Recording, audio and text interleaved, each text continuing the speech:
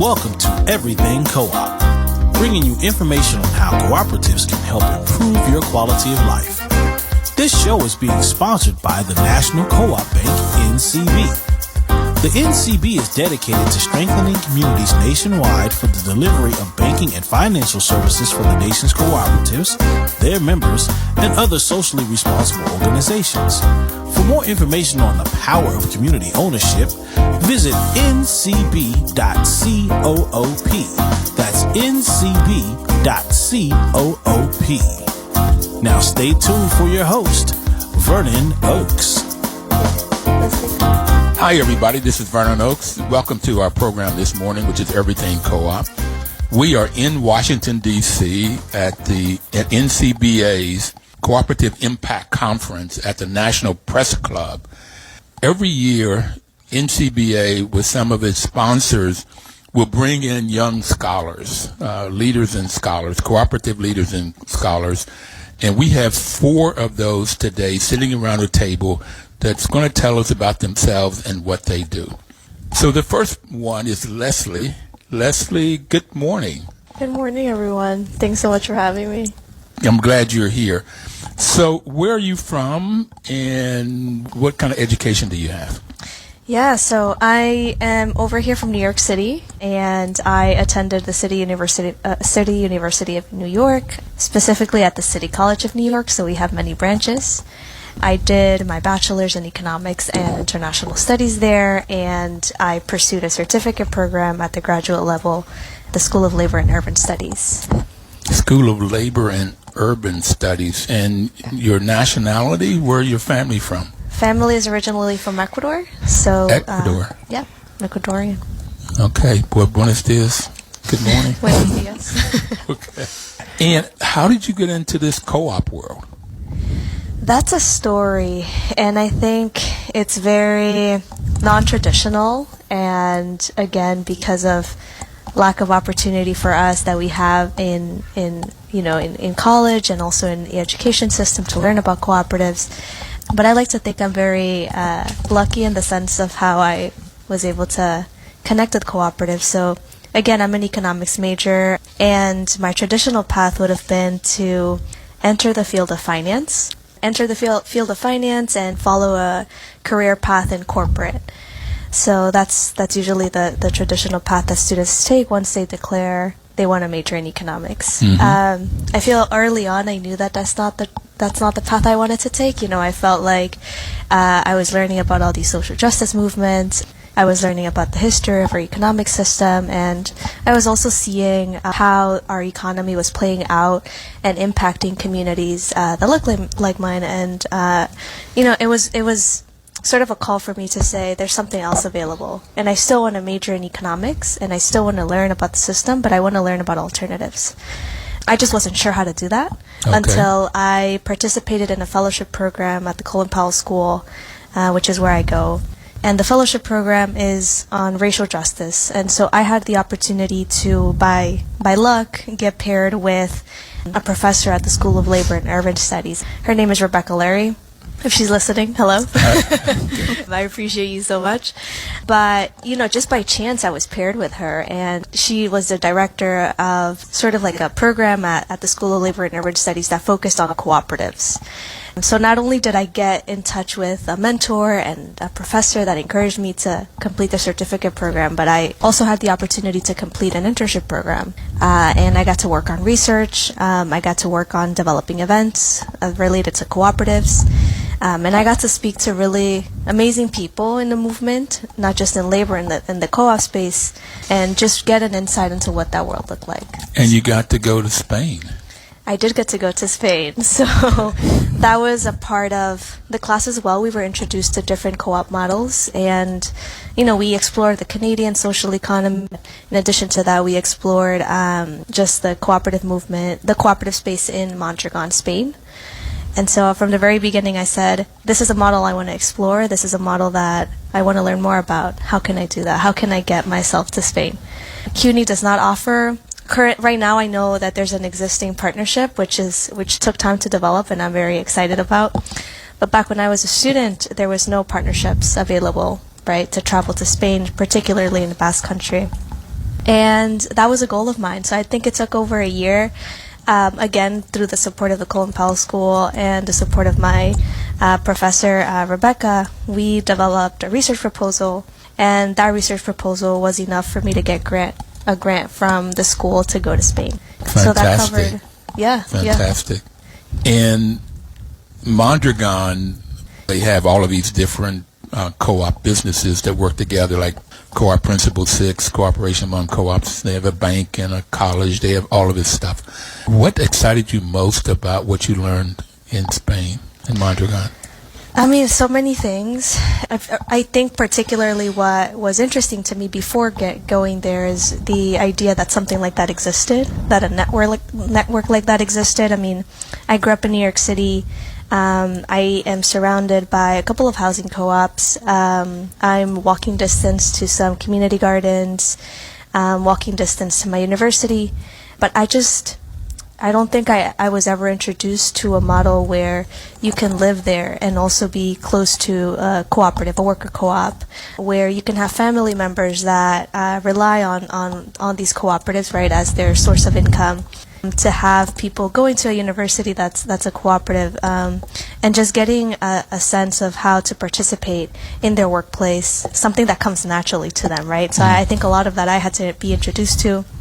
What surprised me the most is that for the conversations that I had with people, and I feel fortunate that I got to talk to some worker owners while there, and I got to make connections, is the idea that all of this to them is sort of like, not second nature. It's part of their daily life to be a part of a cooperative, and for us it's different. For us, that's an amazing opportunity to participate in a cooperative. That's a great opportunity for you to be a part of a worker cooperative. Whereas over there, it's like people grow into it, and it's part of their community. It's part of the environment that they're in, and I feel like something like that is something that we can strive to as well.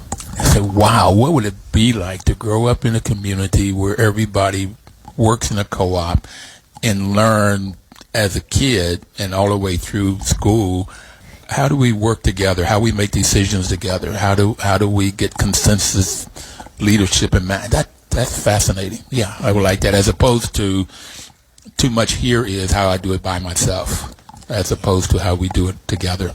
Yeah, and I mean, that raises an important question too. I feel there's gaps in our education system in introducing us to these different alternative economic systems. I think there's room for us to talk about this in middle school, high school, college, at the college level especially. And I have this relation to it with being an economics major and not knowing about these alternative economic systems. Had I not pursued opportunities that sort of led me to that, right? So I think that speaks to the gaps that exist, and I think there's room for us to push for more of these concepts to be incorporated into our education system. So you said by chance you met your professor, Rebecca, I think you said. Rebecca Laria. And I would suggest to you that the universe put the two of you all together. She's there to teach, and you're there, you're wanting to learn and together. Now, I didn't learn about co-op until I was 48 years old. I got all through my MBA program, all through my formal education. Nowhere was it taught. So it's better today than it was back then. And I'm glad you've gotten this. What kind of work do you see yourself doing in this space?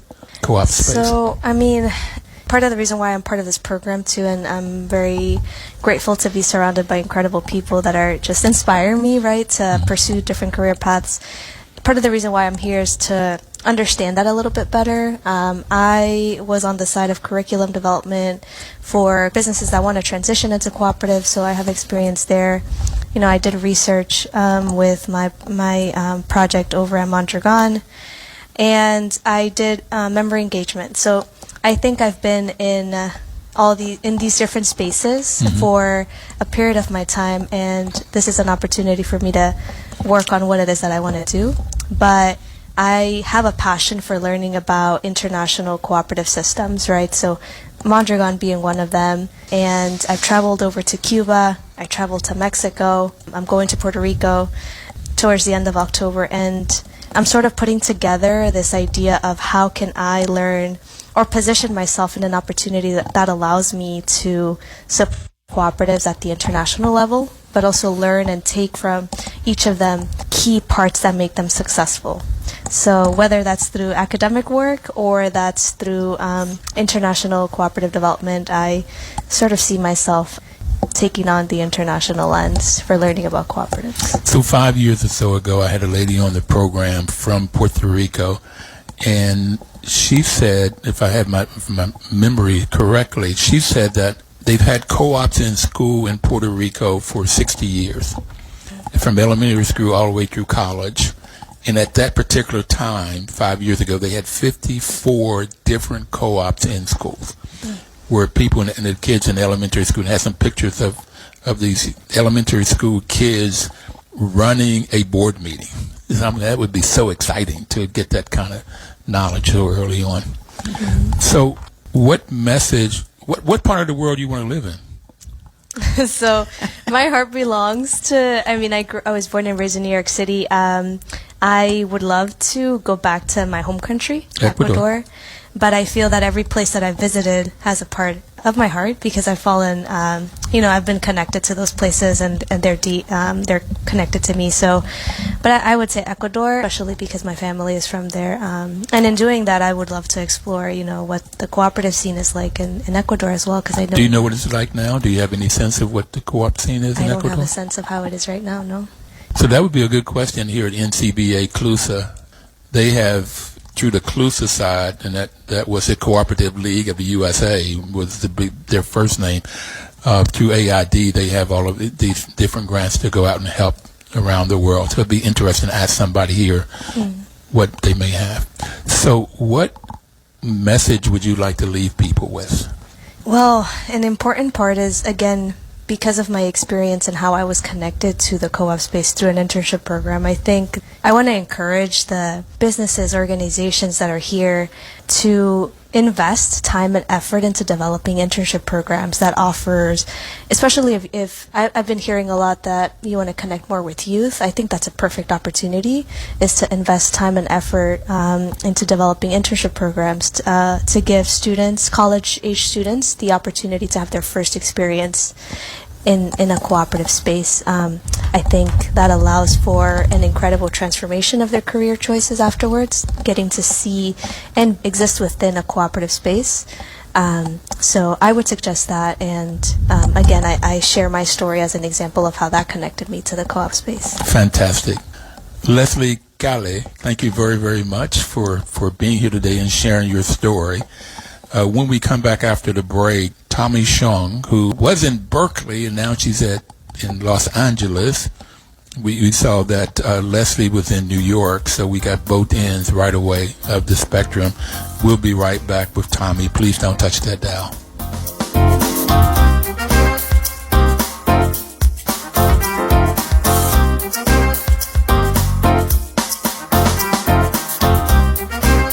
This is WOL News Talk 1450 AM at 95.9 FM 959. Welcome back, everybody. This is Vernon Oaks, and the program is Everything Co-op. In the last segment, Leslie Calle from New York talked to us about her career path and where she wants to do in this co-op world. And right now, Tommy Shong from originally Berkeley and now in LA. Good morning, Tommy. Hi, Vernon. So, Tommy, tell us where you went to school. What did you major in? Yeah, so kind of, I'm not actually from Berkeley. I'm from the San Gabriel Valley, which is kind of like a suburb outside of LA. And I went to Berkeley, University of California, Berkeley, and I studied sociology and ethnic studies. How I kind of ended up there was when I grew up in the San Gabriel Valley, I grew up close to the LA area, and I got involved actually first in community organizing before co-ops. So I would go to South Central LA and hang out with like system impacted trans and queer people, young people. So these would be like folks who had parents who were formerly incarcerated, foster youth, just like people who just, I don't know, were navigating not only the trans and queerness, but, you know, just being criminalized growing up. And I really saw that, and I like, wow, this is starkly different from how I grew up. I grew up in like a sort of like middle class suburb. I'm Chinese and Vietnamese, and my community looked a lot like me. So it was like very Chinese, and it was middle class, and it was suburban, and it looked different from like white suburbs. But I was like, why? What's this disparity happening? And I'm like going to South Central LA to organize with people, and like, you know, it just looks different. Like the struggles we were navigating were different.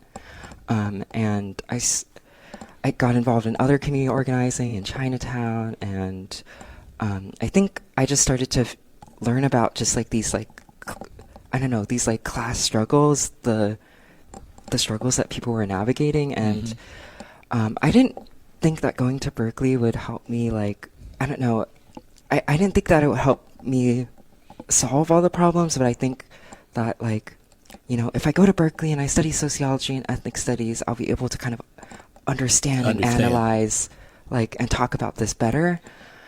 So that's how I ended up there. But I think, like, I just think that not involving myself in community outside of Berkeley was where I actually grew the most, I think, politically, philosophically, and all that stuff.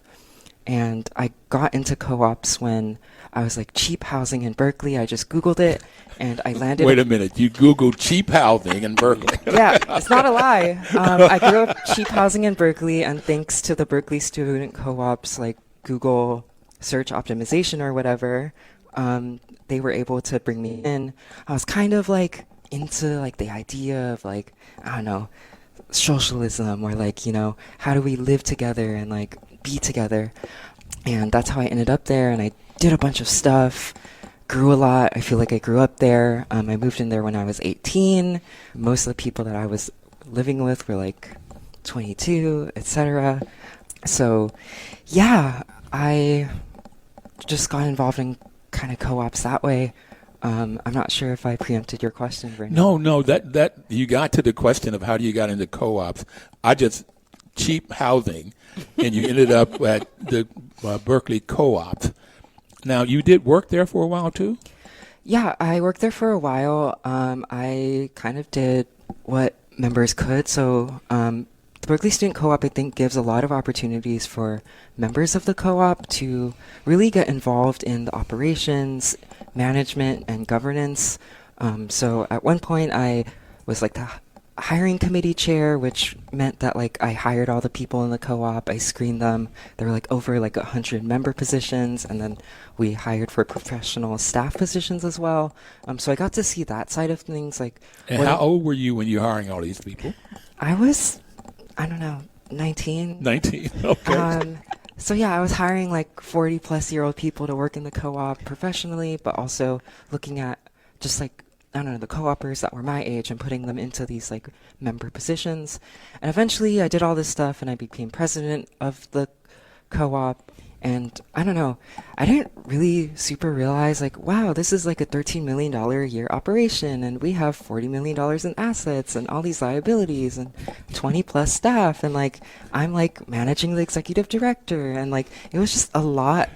And I think it sort of emphasizes how co-ops can be a place for like members to grow and kind of even sort of popularize some of their ideas. I really love that I got an opportunity to like help kind of steward a budget development process that included like all of these different priorities, whether that was like international solidarity, Tommy, or, like, co-op development.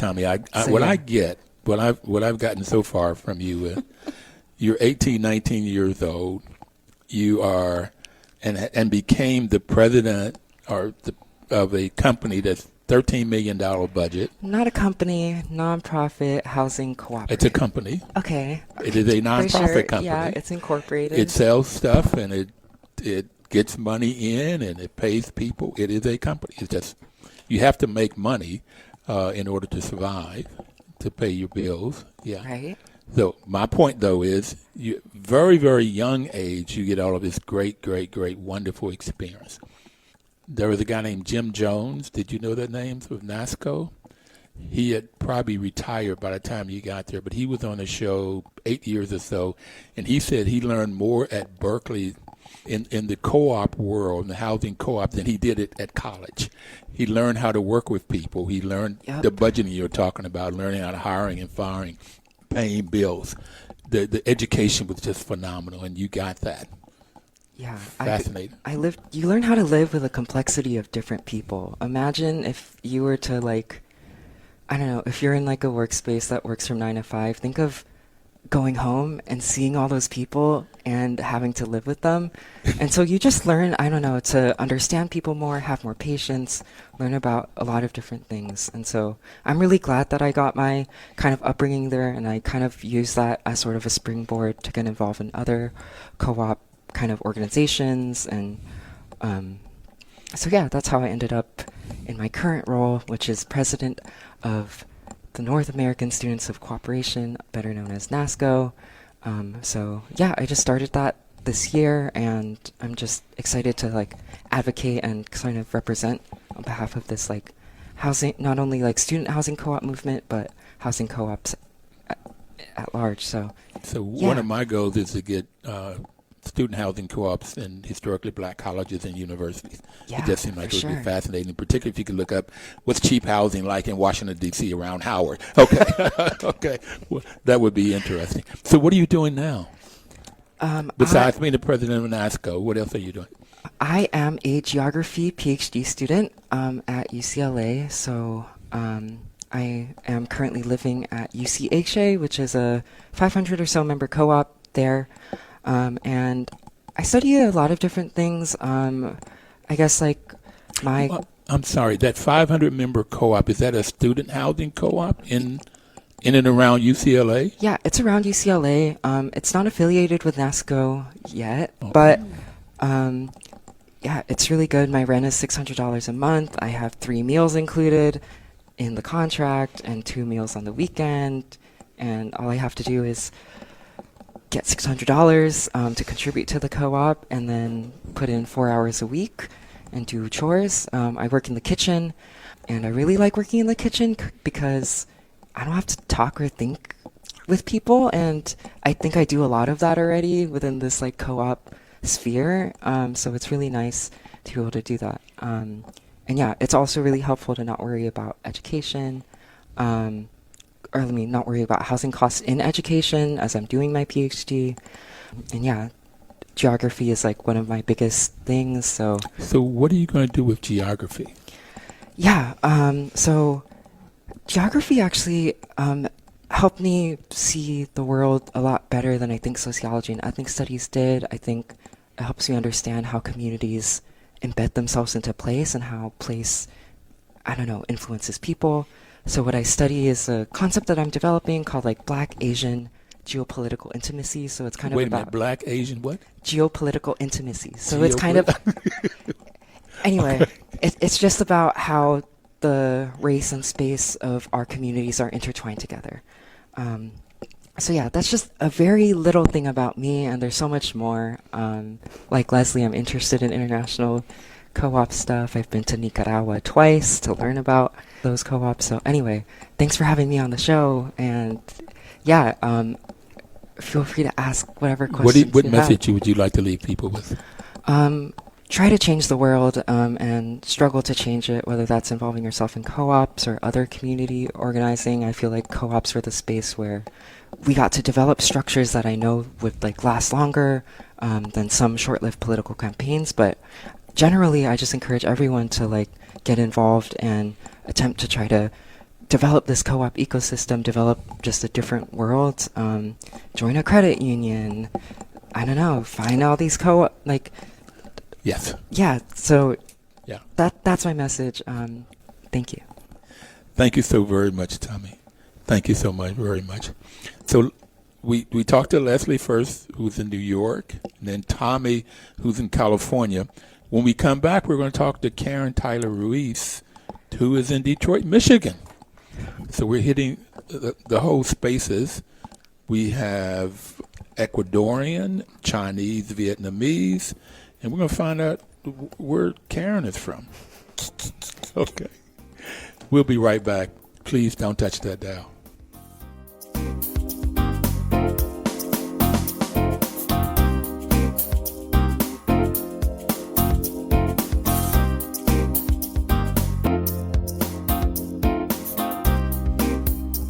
Welcome back, everybody. This is Vernon Oaks, and the program is Everything Cooperative. You know, October is such a great month. This is Co-op Month, and we're celebrating Cooperative Impact Conference that NCBA does every year. We're at the National Press Club. We're talking to 4 of their young people, their scholars and leaders program. We talked to Leslie and then Tommy, and then we're going to talk to Karen here in a minute. But October is also great because it's my birthday. I'll be 76 years old next Saturday. This coming Saturday coming up. So it's my birthday. It's Co-op Month. And we started this program 10 years ago, October. So October is such a great month for us. So Karen, you can talk to us about you. Where did you go to school, grow up, and how did you get into co-ops? So thank you for having me on here, and thanks everyone how I was chosen even to be on this show today. So thank you very much. And I also have to say, I'm really amazed. I didn't know this much about you, Leslie or Tommy. I'm like, whoa, it's kind of blowing my mind here. So I'm so glad I'm in your presence, both of you. We'll hear next from Adrián. I'm from Detroit, Michigan, born and raised. Went away to school in Iowa. It seems so long ago now. And I studied abroad. I had an opportunity to study in the University of Seville for a year. I came back, worked in nonprofit work and advocacy, and then went off to the Peace Corps and was placed in Costa Rica. And I am bilingual. I had studied it, and then all of my stuff just kept me getting better. And bilingual Spanish, English? Sí. Yes, bilingual okay. Spanish. Sí, that's not bien. And did all of those things. While I was in both of those countries, I did see the world of co-ops, but I had no understanding whatsoever about what that meant. So fast forward, I got involved with community economic development as a career choice back in the United States. I came back to Detroit, got married, had a baby in Costa Rica, came back to the United States, then started working in this field and started in affordable housing. I worked at a community development fiscal intermediary, CDFI, grants and loans to the community to get housing. So was that a limited equity co-op? No, at that time, all we did was low-income housing tax credits, which is a different kind of way to get affordable housing, and then single-family subsidized with subsidies. So that's very interesting. So did that and did a little bit of personal finance coaching for the community, creating a program like that. Moved into workforce development and providing resources. How do you do this and you look like you're 25? How do you do that? But I'm not. How do you do all that? So I'm in this program. I am not a young community leader and scholar. I am new to cooperatives, but not new to the working world, to the world of this stuff. So that's how I came into co-ops, because I did the workforce development for a number of years. I managed a workforce development fund, so it's a lot of funders putting money into it and trying to pull the employees and workers together to try and figure out things. It was I learned a lot all the way along the way, but the way I talk about my career is I'm trying to keep every man and woman's money in their pocket. So it's really just so you can live, right? So you should be able to have quality housing, quality living, work, fun, everything, but keeping that money in your pocket. So all of these things, I think of it holistically. These are all the ways you have to do it to keep it there.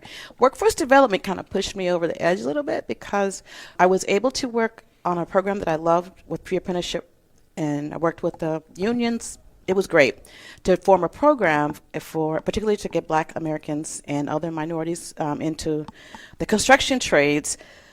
There's a lot of politics inside of workforce development, and I was not able to do, I'm always trying to keep people money in their pockets, and I saw where the money went, and so I was, I said, I got to do it a little bit different. So I had learned about co-ops along the way in my funding capacity, and then I started to get more involved.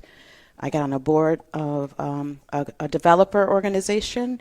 Can I get you to stop a second? Yeah. I got to see if I can pull this together. I really like the idea of you trying to get some money in my pocket. Okay, I like that part. Okay. So you had learned about co-ops, then you go into the construction trade, and you see that folks are not able, that work in these construction trades, the ones that are workers can't keep money in their pocket. You see where their money goes. I'll say it a little differently. Okay. That program I thought was fantastic because the resources went to people to figure out how to get into the trades, which was a sticking point in Detroit for particularly black and brown people in this day and age. The whole workforce system and where the money was flowing to get people trained, that program in itself I thought was great. Other programs that I were involved in, I didn't think were as great because the money, I would say a good chunk of the money landed with the employers to work with the workers, but not enough of it in my mind in terms of the way the system is set up. And I knew I was not going to change that system. Okay, so what I'm hearing you say, if I got it right, is you're in this program and the people that gets the grants, that run the program, they get the money. The people that they are training don't get as much money. No, they get to be trained. Yeah. But they don't know how much the employer is getting to train them, and then all these other kinds of subsidies that go along with it. Again, I'm not mad at it. I got it. Yeah. Now, the question that I have for you is, what does co-op do in that equation, in that formula of all this money's coming in, and the people that do the grants, that own the business, they get the money? How does working in co-ops maybe change that equation a bit? Worker agency. So the individual has agency, and particularly in workers co-op. So as a worker owner, you work there, you get wages, but you also own it. So you also have to be involved with the day-to-day, in both the profits and the losses. You have to be educated about the business because you have to help make those decisions when you're a worker and you're like, I just want a raise. But if you work there and it's like that raise means we're not going to make any profit next year, then you might pause a little bit. But you also have a voice and you can say something about it. So it's a very different dynamic when you work there and you own it than when you're an employee. And I thought that was a much better way to lift people up, keep money in your pockets, and you become a better citizen, a better person, because you have to be way more engaged. And it's not a management me thing, you and I against no, because you are part of it. So you're part of management. You got it. It's all of it. I think that's wonderful. And democratic governance. One thing we say in my organization is the most undemocratic place in the United States is your workplace. For the majority of folks that live in the United States, because you have to do whatever your boss tells you. You have to do whatever your company does. You see all the strikes going on because people are not feeling it right now. But you don't have as many rights. So when you are in a worker co-op and you own that space as well as work in that space, you have the right to be engaged, and it changes your mindset about everything. So that's what got me there, and just being able to be able to help folks get into those spaces where they're making decisions that affect their pockets as well, the money in their pockets, but in a different way, and they have more control over it, more an agency on a day-to-day basis in their lives. I think you should have quality of life. I think that's critical, and you need all of these things to have quality of life. So that's really what brought me into the cooperative space, and I'm very much enjoying it in the worker cooperative space. Very much enjoying it. I so much like the statements and the way you're saying and how you learned that when you work in a worker co-op, quite frankly, it's any co-op, but a worker co-op is what we're talking about, you have voice. Mm-hmm. There was a lady named Dame Pauline Green, who was the president of ICA, International Cooperative Alliance, 7 years ago or so, said that co-ops help people to come out of poverty with dignity. Yes. Okay. Mm-hmm. And that's what I hear you talking about, because the dignity comes from having voice. You have a chance to say, and people will hear you and listen, and you learn through the fifth principle of cooperation, training, information, and getting knowledge. You learn how to speak and talk, and you end up with that voice, and you end up with that dignity. Absolutely. and absolutely. money in your pocket. Exactly. It's a both and. So how do you see the future for co-ops in your work, particularly in Detroit? I want to conquer the world. No, I think Detroit is a ripe city to do a lot of things in this space. And when I say that, there's still a lot, I think, of a lot of opportunity, because from a business standpoint, it's low barrier entry. If you're any type of entrepreneur, there's still opportunity, not like a New York or a LA or a San Fran. It's really difficult. But in Detroit, you can still get in there. A co-op could start with very little capital and still make something happen. And there's a robust entrepreneurship support system. Not 100% co-op friendly, but you can access some of those supports to work on your co-op. So I think there's an opportunity there. Our organization is focused on worker co-ops and having businesses sell their business to workers, so you get a bigger impact right there because workers become owners immediately. But there's also an opportunity in Detroit specifically for housing co-ops to take a look at that one more time. They exist. I think there's more opportunity in that space too, because again, we're not there. We're moving up to those costs. So you see a lot of opportunities for co-ops in Detroit. Yes. So what about the co-op, the Detroit co-op? Detroit People's Food Co-op. Yes. Yes, that's an amazing one. I am a member of the Detroit People's Food Co-op.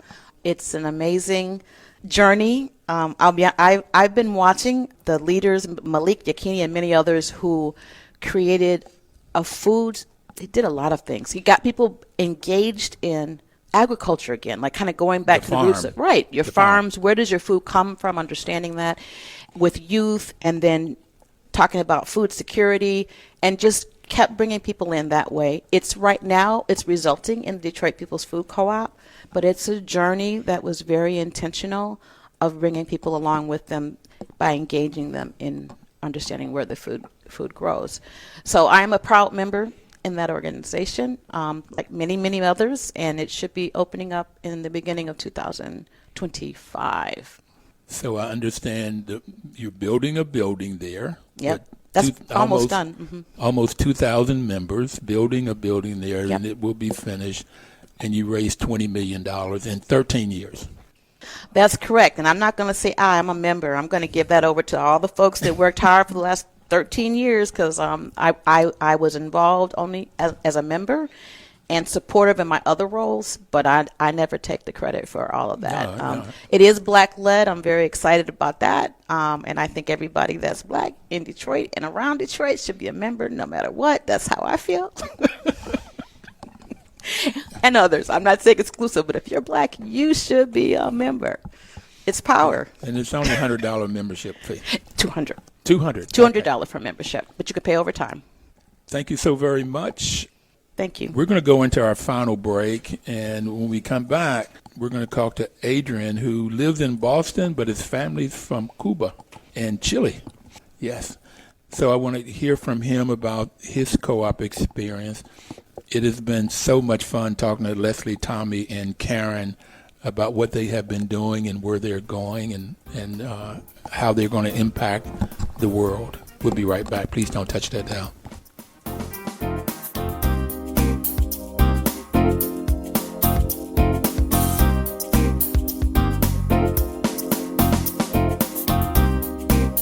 Information is power.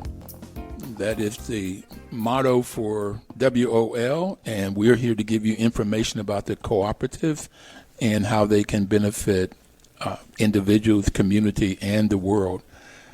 You know, I said that October is a great month because it's co-op month. It's my birthday, and we've been on the air for 10 years. We started 10 years ago in October. And NCB has been our supporter, both financially and otherwise. They've been a main cheerleader for us. NCB's mission is to support and be an advocate for America's cooperatives and their members, especially in low-income communities, by providing innovative financial and related services. They do a great job, and they've just been a great, great partner. Now, we're going to talk to Adrián Román. Good morning, Adrián. Good morning. Thank you for having me here. Thank you for being here. where are you from? Where did you get your education, and how did you get into the co-op world? Yeah, so I am from Miami. I was born in Miami, but I grew up around here in Glen Burnie, which is something like 30 minutes away or so. Glen Burnie, Maryland, right? Glen Burnie, Okay. Maryland, that's right.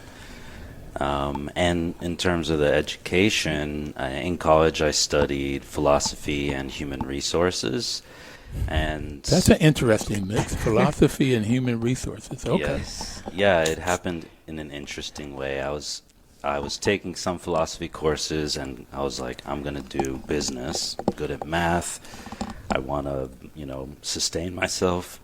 But as I kept going with the classes, I was like, I don't think I can do this business world, at least the way it was presented at my school. And philosophy just kind of ignited my heart, and I was just like, this is the direction I want to be Fantastic. moving in. Fantastic.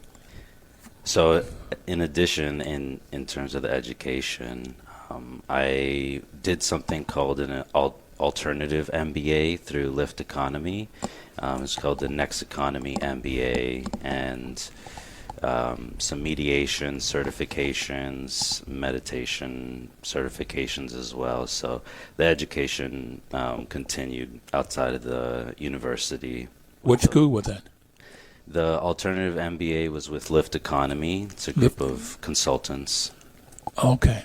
And then the mediation was with Seeds in Oakland, and the meditation certification was with Center for Creative Inquiry in Berkeley, California. Okay. You got a breadth of knowledge here. Okay. All right. And how did you get into co-ops? I got into the co-op world. I lived in a Buddhist community in Berkeley. And that's, I lived there, I worked there, I studied there. And over time, they asked me to develop a program to bring in diverse youth, which is a big issue for a lot of organizations and definitely for Buddhist communities.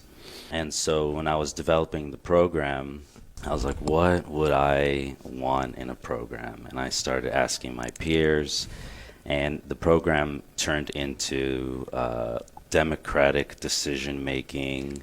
How can we learn the mission of the organization, but bring our passions and our interests, as I felt like that's really what can sustain motivation, instead of me as the director of the program, keeping people accountable or pushing. I wanted the motivation to come from the folks' passion. So I started shaping the program in that way, and I thought I was onto something. This is interesting. But as I started looking into it, I'm like, there's a whole world of democratic governance and ways people do this, and circle gatherings and such. So that's where I started being introduced to some of the practices. And it wasn't until, COVID hit, and we started as a program. It was called the Mindful Living Program. So we all lived, worked, and studied in the same center. And as COVID hit and social awareness was increasing, the participants were interested in doing mutual aid and supporting. We were doing like art installations for awareness, and participating in emotional regulation for activists and things like that. And once the kind of actual, the lead directors caught wind of what we were doing, they shut the program down. Wow. Yeah, they said it was too political for them. And Wow. so we, it was pretty ugly. And all of the participants, we were kind of displaced from the location. No, yeah, I'm sorry. I just was liking it so much. I'm going, they had to embrace it. They had to go, infuse money and time and energy to make it grow. So I'm so sorry to hear that they closed it down. Yeah, it was, the community was so strong too. Like having it shut down was something I'm still processing today. And yeah, the way the community worked, like we were a little bit siloed. So once the higher-ups kind of found out. And so when that happened, I was like, you know what? We need actual power. Not like a petri dish of power, but we need real power in these programs and the way that we work together.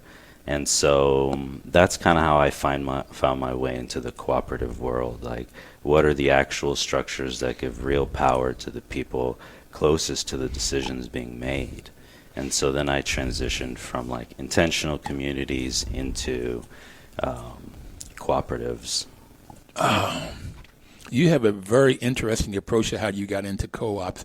So as you're doing the mutual aid and intentional living, how did you get the knowledge about co-ops though? What came across your desk or your space, or who brought the information about co-ops to you? Well, it started with an organization called We Are Open Circle, and they trained me in facilitation, and it's kind of a circle-based facilitation style where you really are, kind of like we're sitting now, but you're being vulnerable with each other, and there's a nice structure that keeps the container. And so that's kind of how I entered into the scene. And then from there I came across Lift Economy, like I mentioned earlier. And this Next Economy MBA, they started with the Solidarity Economy. That's how they opened the course. And it was a 10-month program. And then they go into entrepreneurship, and one of their big portions of the curriculum was around cooperatives. So that's kind of where I started learning about it. And where was this in Berkeley? Where was it? Yeah, they're based out of San Francisco, but it was while I was in Berkeley. Okay. So did you know Tommy in Berkeley? Did you go around? You didn't go to Google and say, give me some cheap housing? No, we probably passed by each other. But. Okay. I almost went to Berkeley. At least that was my second choice. I went to Stanford and got my MBA, but sometimes I wish I'd have driven on up a little bit further. I was teaching at San Diego State, drove up to Stanford, and I didn't go to Berkeley because I got accepted there. But if I'd have driven on up, maybe I would have learned about NASCO or co-ops a lot earlier than when I did at 48. You all are great at learning about them, and you can do so much more. What do you see doing with this information? What do you see the future for you? There was a talk at this conference by Reverend Brown, and, he's a reverend for black churches, and the way that he's working with the churches is like creating mutual aid through the community, the closeness that's built through the churches.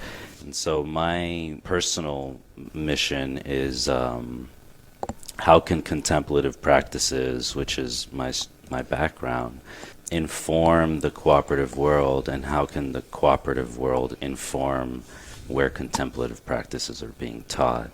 And by that I mean, what is embodied listening? What is it to be in a collective? How does it feel to kind of connect with people, and how can we do that with practices and build that? Like, I want to focus on intentionally building that connection. Fantastic. And I would like to be there with you in some of that. I think that's the core of humanity. How do we work together? How do we work together? That's fascinating.